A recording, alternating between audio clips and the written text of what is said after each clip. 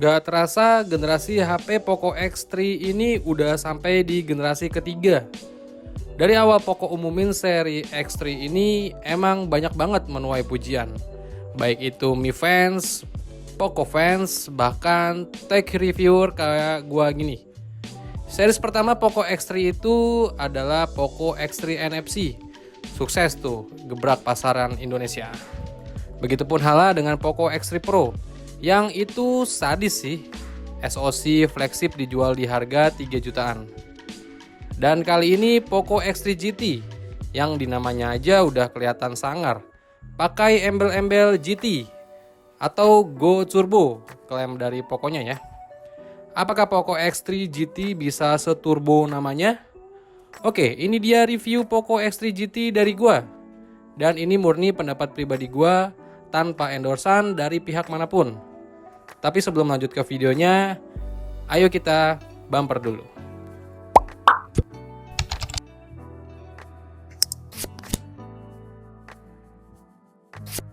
Sebenarnya gue sedikit mau cerita tentang pengalaman gue ikutan pre-order pas awal pertama kali launching.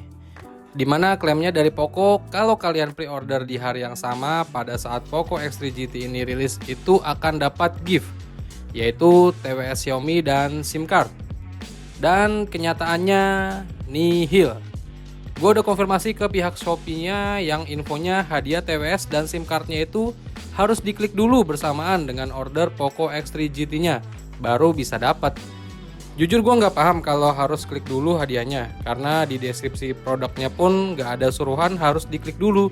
Dan di gambar preview produknya juga udah jelas, tertulis free TWS dan SIM card. Ya udah, gue buatin videonya juga di channel gue, dan tanggapan kalian juga ternyata banyak yang mengalami hal yang sama kayak gue. Sempat ada yang DM gue di IG dari perwakilan Xiaomi, tapi tetap aja nggak ngaruh. Ya udahlah ya, gue berharap buat Xiaomi Indonesia atau Poco Indonesia lebih aware lagi dalam hal penjualan kalian. Oke, lanjut ke pembahasan reviewnya. Di sini ada 3 hal yang mau gue bahas untuk review gue kali ini. Pertama, desain dan build quality. Kedua, performa game dan kamera. Dan yang ketiga adalah jangka waktu pemakaian. Untuk desain dan build quality-nya sih menurut gua udah cakep. Apalagi tampilan warna putihnya itu dan BAM kameranya itu menurut gua tampil elegan. Dilihat mata langsung sih berasa keren. Apalagi ketika kita lihat layarnya. Nggak tahu kenapa layar di Poco X3 GT ini salah satu layar IPS terbaik. Warnanya cerah, kerapatan pikselnya padat, dan juga untuk tone warna saturasinya itu ngegonjreng, hampir mirip-mirip layar AMOLED. Refresh rate-nya udah cakep, 120Hz, dan layarnya itu info dari Poco dilapisi Corning Gorilla Glass Victus, yang dimana klaim dari Poco lebih tahan banting. Pokoknya ketika kita lihat langsung layarnya itu enak, bisa manjain mata kita. Tapi beda halnya dengan build quality-nya yang menurut gua terasa murah bagian back covernya ya. Ada tekstur garis, tapi ketika gue gesek-gesek pakai kuku aja langsung kelihatan bekasnya. Intinya kalau tampilan desainnya Poco X3 GT ini udah cakep, tapi kalau untuk build quality-nya ya masih kurang. Lanjut bagian performa, main game dan kamera ya. Sebelumnya Poco X3 GT ini gue uji benchmarknya pakai Antutu Benchmark versi 9. Dan skor yang gue dapat itu masih di 500 ribuan. Dan belum bisa tembus 600 ribuan kayak klaimnya dari Poco itu. Untuk main game sih udah lancar-lancar aja. Hampir semua game udah bisa dimainin. Sebagai contoh, gue main Mobile Legends bisa setting ultra, Call of Duty Mobile bisa mentok kanan, PUBG bisa smooth extreme, dan Genshin Impact bisa medium 60 fps. Semua game yang gue coba ini berjalan dengan baik. Dan satu hal lagi yang bikin Poco X3 GT ini mantap, yaitu irit daya. Prosesor Dimensity 1100 ini sukses bikin si Poco X3 GT ini irit daya. Apalagi ngecasnya cepat, 67 watt. Ngecas 15 menit aja udah terisi 50% lebih. Dan chargernya juga udah dapat ya di paket pembeliannya. Belum lagi dual speakernya Poco X3 GT udah cakep. Ditambah NFC udah hadir juga ya di HP ini. Jadi performa game ya udah mantep lah di HP ini. Lanjut performa kamera di Poco X3 GT ini ya B aja. Yang penting ada dan resolusinya cukup tinggi di 64 megapiksel. Tapi untuk hasilnya menurut gue juga ya cukup aja. Karena HP ini emang ditujukan buat kalian pecinta game yang main game ngebut jadi andalan Poco X3 GT ini. Makanya fitur dari kameranya agak sedikit dipangkas.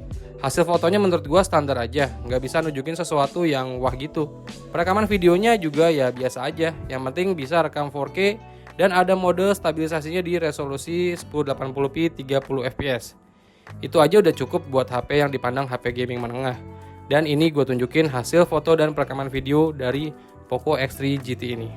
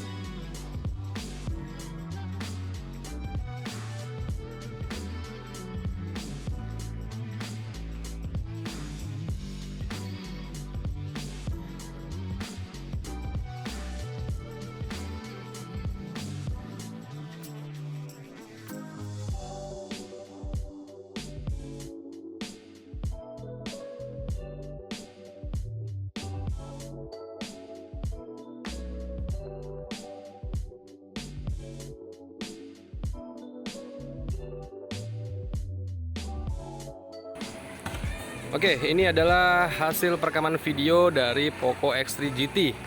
Ini resolusinya 1080p 30 fps ya. Dan gua aktifin mode stabilisasinya.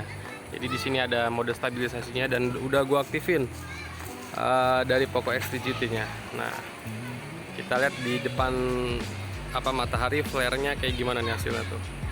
Sama kalian lihat juga ya hasil suara dari audio dari Poco X3 GT-nya. Kayak gimana. Nah, kita lihat warna hijaunya kayak gimana. Nih, perekaman warna hijaunya. Oh, autofocusnya juga cepet ya. Tuh. Oke, cakep. Kestabilannya gimana ya? Coba kalian cek ya. Ini gue lagi jalan-jalan biasa. Kalau gue lihat langsung di layar kameranya sih stabil sih. Ya. Oke, stabil kok kalau gue lagi jalan-jalan kayak gini. Tapi gue nggak tahu hasil kualitas warnanya sama saturasinya gitu. Gue nggak tahu. Tapi kalau untuk kestabilannya oke, cakep. Oke, ini adalah perekaman 4K ya di 30 fps dari Poco X3 GT. Oke, ini gua tanpa mode stabilisasi, jadi nggak ada mode stabilisasinya di 4K 30 fps nih. Jadi gue lihat sih stabil sih langsung dari handphonenya tanpa pakai fitur stabilisasinya. Nah, ini 4K, coba kita lihat ketajaman warnanya. Nih, ketajaman warna resolusi 4K. Oh, autofocusnya gue pindahin barusan nih. Tuh. Oke, jadi ini warna hijau. Ya, autofocusnya di 4K kayaknya kurang ini, nggak kayak 1080p, kurang cepat autofocusnya. Nih warnanya 4K kayak gimana nih. Tuh. Fitur autofocusnya di 4K kurang kayaknya nih. Kestabilannya gimana sama suara gue ya? Sekalian kalian dengerin yang ditangkap audionya dari Poco X3 GT kayak gini. Oke. Udah, coba sekali lagi gue jalan-jalan santai. Kayak gimana kestabilannya. 4K 30 fps. Oke. Stabil. Cakep. Sip. Oke, ini adalah perekaman kamera depan dari Poco X3 GT. Tapi gue lihat langsung di handphonenya, di layarnya kayaknya warnanya pucet ya kamera depannya ya. Tuh. Ya nggak sih? Tuh, pucet kayak kamera depannya tuh. Kayak muka gue jadi kayak putih-putih gitu. Pucet. Kestabilannya kalian lihat juga ya. Tuh. Pucet kayak kamera depannya ini. Tuh. Ngeliat gak sih? Ketara gak sih muka gue tuh? Kayak lebih ke pucet gitu. Coba gue arahin ke ini, warna hijaunya kayak gimana. Buat vlog cocoknya nih.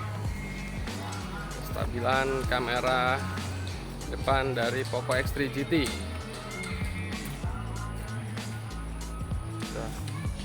Gue arahin ke backlight coba ya. Ini backlight di belakang. Oke. Tapi warnanya tuh kayak pucat gitu kamera depannya. Tapi lumayan lah. Ini 1080p 30 fps ya. Oke, sip. Ya menurut gua udah cukup dan yang penting ada dan juga fiturnya lengkap. Kayak resolusi lumayan tinggi sampai 64 megapiksel, ada lensa ultrawide dan makro, perekaman video bisa 4K dan ada stabilisasinya di mode 1080 30 fps. Jadi kalau untuk kamera menurut gua emang agak kurang ya untuk hasilnya. Dan satu lagi, worth it gak sih Poco X3 GT ini dipakai dalam jangka waktu panjang? Jawabannya langsung aja, udah pasti sangat bisa banget dipakai dalam jangka waktu panjang. Dual 5G-nya itu yang menurut gua killer dan sangat layak digunakan beberapa tahun ke depan. Belum lagi SoC-nya yang udah terlanjur ngebut.